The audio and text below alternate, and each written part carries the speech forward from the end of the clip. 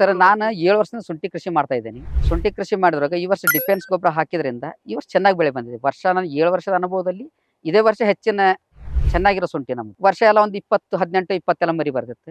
ಈ ವರ್ಷ 30ಕ್ಕಿಂತ ಹೆಚ್ಚಿನ ಮರಿ ಇದೆ. ಇಳುವರಿ ಚೆನ್ನಾಗಿದೆ. ನನಗೆಲ್ಲ ಒಂದು ಬೆಡ್ಡಿಗೆ ಒಂದು 45 ಕೆಜಿ ಎಲ್ಲ ಇಳುವರಿ ಬರ್ಬೇಕನ್ನೋ ನಿರೀಕ್ಷೆ ಇದೆ. ಬೇರೆ ವರ್ಷ ಎಲ್ಲ ಬರ್ತಿತ್ತು 400 ಚೀಲ ತೆಗೆದೇ ಇದ್ದೀವಿ. ಅದು ಈ ವರ್ಷ ಅದಕ್ಕಿಂತ ಚೆನ್ನಾಗಿ ಬರೋಂಥ ನಿರೀಕ್ಷೆ ಇದೆ ನಮ್ಗೆ. ಕಾಯಿಲೆ ಕಡಿಮೆ ಇದೆ, ಒಳ್ಳೆ ಬೆಳೆ ಇದೆ. ಈ ವರ್ಷ 18 ಎಕರೆ ಶುಂಠಿ ಮಾಡಿದ್ದೀವಿ. ಇದು ರಿಗೋಡಿ ತಳಿ ಅಂತ ನಮ್ಮ ಶುಂಠಿ. ಟ್ರಂಚಿಂದ ಟ್ರಂಚಿಗೆ 17 ಫೂಟ್ ಇದೆ ಸರ್. ಬೆಡ್ಡಿಂದ ಬೆಡ್ಗೆ 3.5 ಫೂಟ್ ಇದೆ. ಡಿಫೆನ್ಸ್ ಈ ವರ್ಷ ಹಾಕಿದ್ದೀವಿ. ಡಿಫೆನ್ಸ್ ಅಲ್ಲಿ ಸುಮಾರು ಕಾಂಟೆಂಟ್ಸ್ ಇದೆ. ಡಿಫೆನ್ಸ್ ಮೊದಲು ಬೀಜ ಹಾಕುವಾಗ ಪೌಡರ್ ಹಾಕಿದ್ವಿ ಸರ್. ಆ ನಂತರ ಒಂದು ಕಾಳು ಗೊಬ್ಬರನ ಎಕರೆಗೆ 2 ಚೀಲದಂತೆ 4 ಸರಿ ಕೊಟ್ಟಿದ್ವಿ.